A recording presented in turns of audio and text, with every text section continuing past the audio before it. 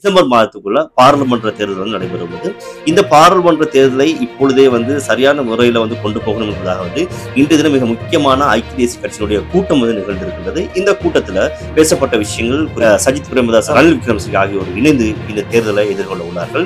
இதன் மூலமாக அடுத்து வரக்கூடிய தேர்தலில் பெரும்பான்மையான வாக்குகளை உறுப்பினர்களை பெற்றுக் கொடுப்பது மட்டுமில்லாமல் அரசாங்கத்திற்கு, அதாவது இப்பொழுது இருக்கக்கூடிய அன்றகுமார தலைமையிலான அந்த அரசாங்கத்திற்கு நெருக்கடி கொடுப்பதற்கு பல வகைகளிலும் வியூகம் வகுக்கப்பட்டிருப்பதாக இப்பொழுது பேசப்பட்டு வருகிறது. எனவே குறிப்பாக அடுத்து வரக்கூடிய பாராளுமன்ற தேர்தலில் இவர்கள் இருவரும் அதிகமாக இணைவதற்கான வாய்ப்புகள் உண்டு. இதுதான் முக்கியமான விஷயம்.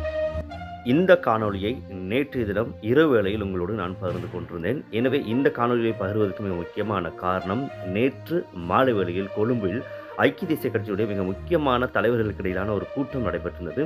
இந்த கூட்டத்தின் பொழுதுதான் குறிப்பாக சஜித் பிரேமதாசோடு இணைந்து அடுத்து வரக்கூடிய நாடாளுமன்ற தேர்தலில் நாங்கள் போட்டி போடலாம், எனவே அவருக்கு அழைப்பு கொடுக்கலாம் என்பதாக தான் அந்த கூட்டத்தில் முடிவெடுக்கப்பட்டிருந்தது. அதனைத் தொடர்ந்து தான் இன்றைய தினம் அதற்கான பதிலை எதிர்க்கட்சித் தலைவர் அளித்திருக்கின்றார். மீண்டும் ஒரு முறை சஜித் பிரேமதாசிடம் மூக்குடைப்பட்டிருக்கிறார் முன்னாள் ஜனாதிபதி ரணில் விக்ரமசிங்கே அவர்கள். கிட்டத்தட்ட வெளிப்படையாக நேரடியாக பல தடவைகள் தன்னோடு இணைந்து ஜனாதிபதி தேர்தலை போட்டியிடுமாறு அழைப்பு விடுத்திருந்தார். அது மட்டும் இல்லாமல் தன்னுடைய அரசியல் எதிர்காலம் மற்றும் ஐக்கிய தேசிய கட்சியின் எதிர்காலத்தை கருதி இந்த தேர்தலிலும் சரி இனி வரக்கூடிய காலங்களிலும் தன்னோடு இணைந்து கொள்ளுமாறும் பல தடவைகள் கோரிக்கை விடுத்திருந்தார் முன்னாள் ஜனாதிபதி ரணில் விக்ரமசிங்கே அவர்கள். எனவே இந்த சூழ்நிலையில் இன்று பாராளுமன்றம் கலைய உள்ள சூழ்நிலை இலங்கையில் ஏற்பட்டிருக்கின்றது. இந்த நிலையில்தான் இப்படியான ஒரு சம்பவம் நிகழ்ந்திருக்கின்றது.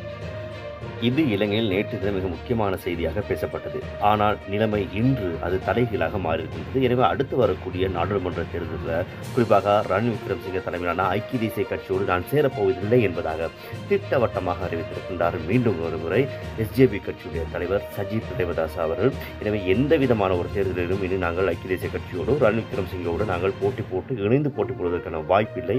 எனவே நாங்கள் அனைத்தே தான் அடுத்து வரக்கூடிய எந்த ஒரு தேர்தலையும் எதிர்கொள்வோம் என்பதாக திட்டவட்டமாக அறிவித்திருக்கின்றனர்.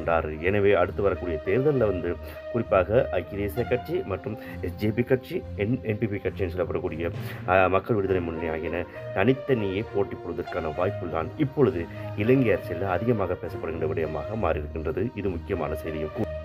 முன்னாள் ஜனாதிபதி ரணில் விக்ரமசிங்கே இன்றைய தினம் மிக முக்கியமான ஒரு அறிவிப்பை வெளியிட்டிருக்கின்றார். அதாவது குறிப்பாக இனி வரக்கூடிய இலங்கையில் நடைபெறக்கூடிய எந்த ஒரு தேர்தலிலும் தான் போட்டி போட போவதில்லை என்பதாக திட்டவட்டமாக அறிவித்திருக்கிறது மட்டுமில்லாமல் இனி கட்சியுடைய ஆலோசகராக மாத்திரம்தான் தான் கடமையாற்றப் போவதாக அறிவித்திருக்கின்றார். எனவே இந்த விடயத்தினை அந்த கட்சியினுடைய பிரதி தலைவர் ருவான் விஜயவர்தன இன்று கொழும்பில் நடைபெற்ற ஊடகவியலாளர் சந்திப்பில் அறிவித்திருக்கின்றார். எனவே இனி வரக்கூடிய காலங்களில் எந்த விதமான தேர்தலிலும் ரணில் விக்ரமசிங்கே அவர்கள் போட்டி போட மாட்டார் என்பது மிக முக்கியமான ஒரு செய்தியாக, பரபரப்பான செய்தியாக இலங்கையில் இப்பொழுது பேசப்பட்டு வருகின்றது.